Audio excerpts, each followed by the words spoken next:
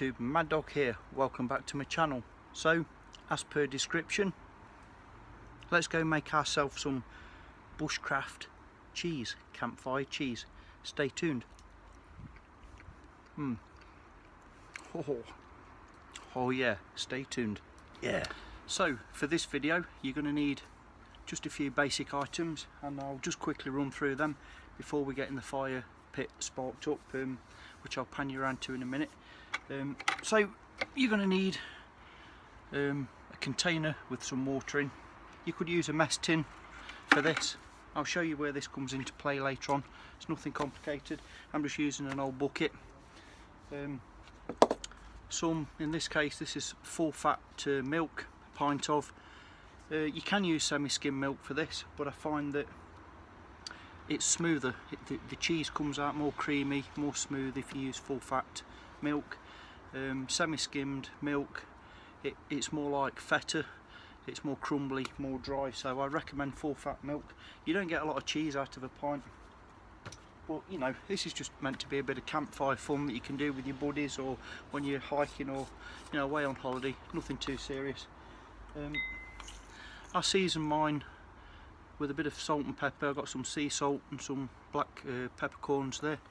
So the beauty with this is you can add fruit, anything that you fancy in your cheese as well along the way. So you know, if you want some cranberry, that type of thing, throw it in. You know, it's not going to hurt. So we're going to need some white vinegar. White vinegar works best. Crikey me, that's a tongue twister. The only white vinegar I've got to hand at the moment has a pickled egg left in it, so I'm going to reuse that white vinegar and get the pickled egg down me. Waste not, want not. You can use standard malt vinegar. It works just as well really, but it does leave it a bit more of a tart, bitter taste to the cheese. So that's what the basic ingredients, what we're going to need. Oh, you will also need either or for this. A very open weave clean tea towel, you know, so that you can basically open weave, see through it type, coarse open weave. You get the picture. I'm just putting this over here because I've got a cleanish area to work. Or some proper cheesecloth, you know, quite open weaved, open mesh rather, obviously because we're going to be separating the curds from the whey using that. Hopefully. Last time I did this I ended up spilling it all over the place and having to start again, as you do. Anyway, so basically that's the items that we need. So now what we're going to do, we're going to crack the fire pit up, so stay with me whilst we do that. Okay, got my fire pit here. It's been absolutely tipping it down over here in the UK, and the remnants of old fires and garden waste and rubbish is in there. It's absolutely soaking. So that being said, I'm still going to leave that as it is. I'm not going to throw it all out everywhere, which, you know, ideally you should do. You need a good fire base to produce a good fire lay. But for what I'm doing tonight, you know, it's a bit of fun this is, so I'm just going to use, you know, a piece of split wood as a base.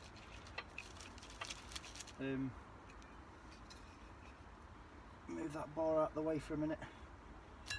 And basically, because the conditions aren't ideal, quick little plug, but they do work, I do use them. I'm going to use one of my Mad Dog Jules fire lighting pellets, available on my eBay shop. Yeah, the link will be in the description below. And to be honest, this is old stock, so I'm not sure how we'll get on with them, but we'll give it a go. They do have a life expectancy, these do, because obviously the flammable material that's inside can evaporate off after being stored for a long time. So if you do buy any of these, you know, use them as soon as you can. Having said that, they do still work, even, you know, past the best if you like, but they just take a little bit more getting going. I've got some real fine ast starting kindling just to get things going.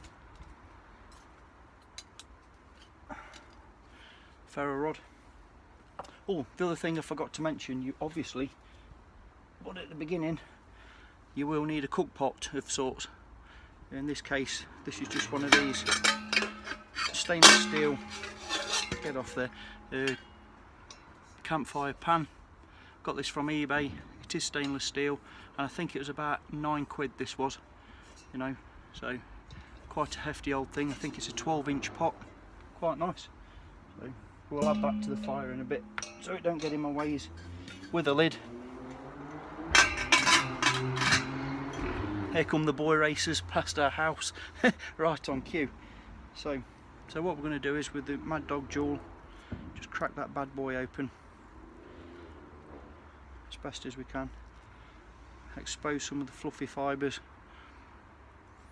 You need it open and fluffy, like any fire tinder. I'll just chuck that extra bit of waxing material on that fire lay, like so.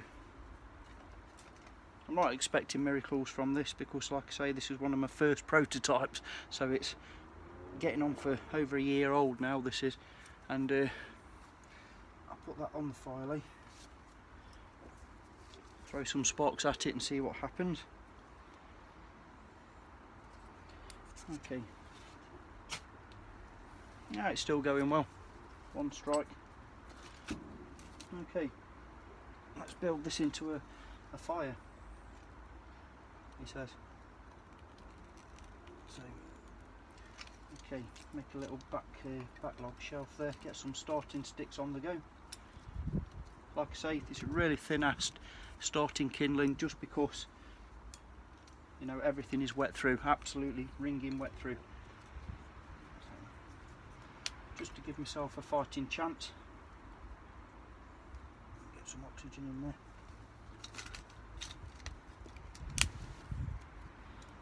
Like I say, everything I do, dead simple, nothing flash or fancy, never any fancy gear, just simple stuff that everybody can do with a bit of practice, bit of patience.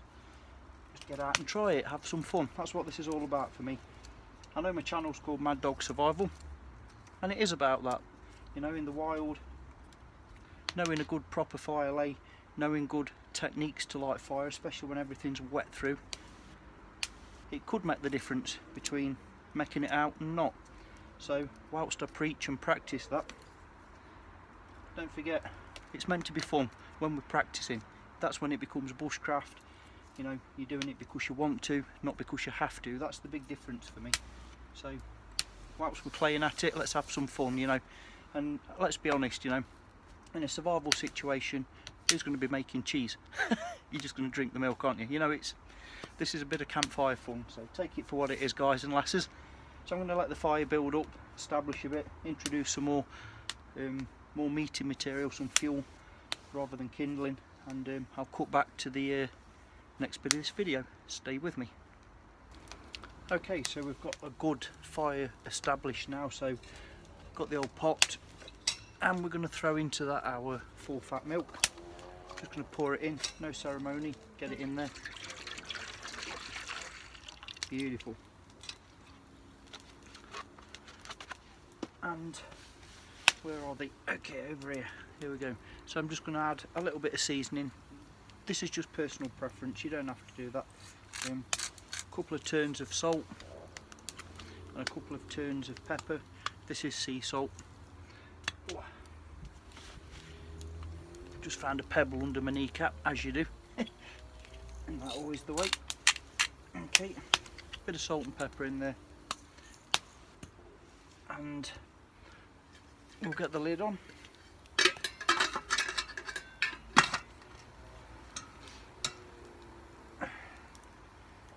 Little wire hanger there, nothing flash, fancy as usual, and get that on there, get that on the fire. So let me pan you up here a little ways, that was just out of shot I think. There we goes. So now for the milk, obviously we'll want it hot, we want it just below boiling, so it's just starting to bubble without it climbing up the sides and burning. So you've got to keep a close eye on this for that, because obviously milk soon boils over. Little tip, if your milk is starting to climb up and boil over, either throw in a fork, a spoon, or your knife even, something metallic, just takes that temperature down a little ways. You know, it's the old good housewife's trick, everybody knows it, but don't forget it's the same when you're doing bushcraft cooking with stainless steel pots and pans. If you whatever you're cooking is starting to boil over, just put your spoon in there, just takes the edge off. Stay with me.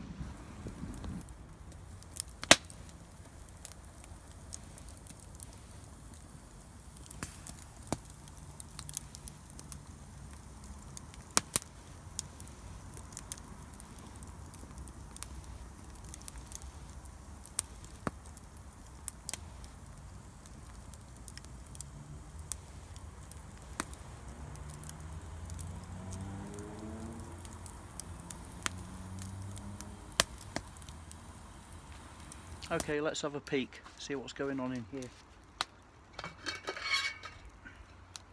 Whew. Yep, that's pretty much nearly boiling, so let's take that off now and bring it to one side. Whew. Just pan you down here a little ways, bear with me. Probably won't pick up very well in this terrible lighting, but we've got ourselves our milk nearly at rolling boil. So what I'm going to do now is, this is the white vinegar with the egg in. I'm just going to get that in there.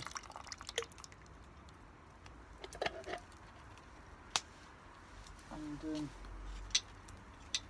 give that a quick stir.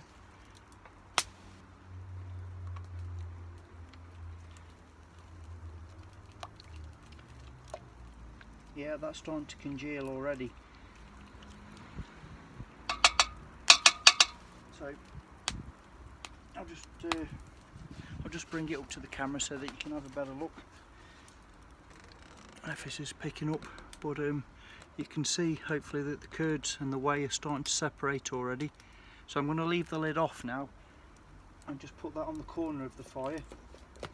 Just keep it warm. Oh, let me get my bar on. There we go. Just keep it warm. I don't want it boiling now. There we go. And I'm just going to keep stirring this just gently. I want that whole process to be thorough. By the way, the spoon, yes, it is handmade, it is homemade by me. It's just a tiny little thing. I quickly carved this out of a piece of cherry, and the reason being, it's small enough to go into one of my standard canteen cups, you know, but it's wide enough to stir with and thin enough to eat from. So it's only shallow, but I found that is a useful size little thing. So little leather loop there just to wrap around your canteen. Just on a footnote. Okay, so I'm going to do this for a couple more minutes. Keep taking it off the heat, don't let it reboil. Just want all them curds and wheys to separate nicely, and we're going to screen it out now, so stay with me. Okay, so what I'm going to do now is screen off and separate the curds from the whey, and what I've got basically is the lid of my pan, and I've put the tea towel in this case over the inside of that lid, just scrunched it up underneath a little ways, and I'm going to pour the contents of the pan into there, allowing the the whey to run off, keeping the curds. So let's see how that pans out. Hopefully I won't pour it all over the floor like I did last time I did this, so let's see what happened. There we go. Nice and steady, nice and easy, nice and gentle.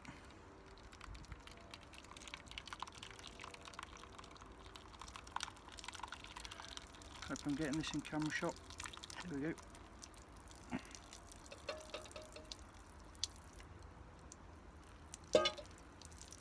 Okay.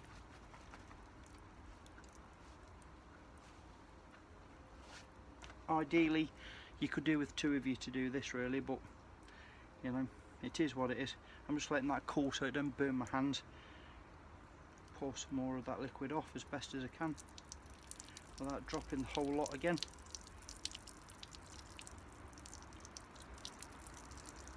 Okay, let me yowza. Bit of a balancing act, but I'm just trying to make do with what I've got.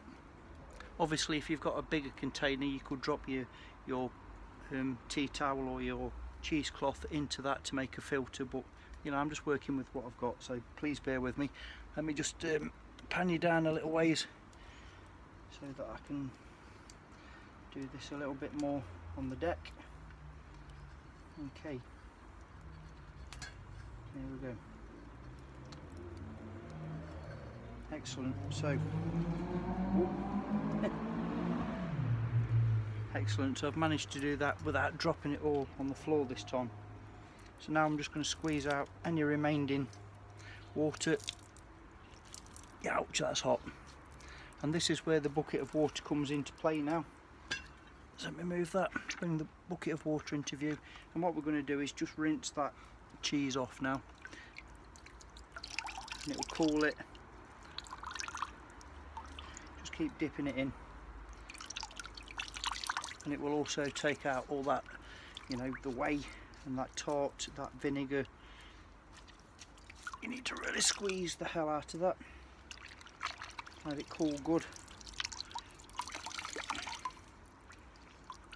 Twist it, you know, don't be frightened to get serious with this stuff. Oh, yeah.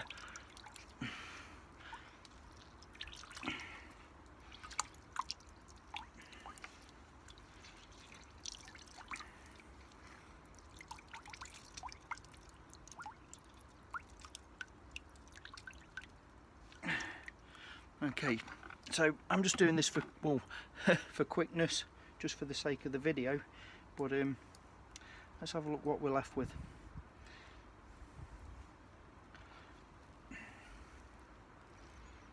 Okay, there we go. Don't know if this is picking up. You got yourself some homemade bushcraft style cheese. Yeah. Hello again YouTube, Mad Dog here, welcome back to my channel. So, as per description, let's go make ourselves some bushcraft cheese, campfire cheese. Stay tuned. Oh yeah, stay tuned. Yeah. Okay, for a quick taste test. As you can see, you don't get a lot of this stuff, but it really is worth doing because it's lovely. It really is nice. So I'm going to have this big ass chunk here. Bear with me while I get in camera shot. Best wishes everybody. Oh.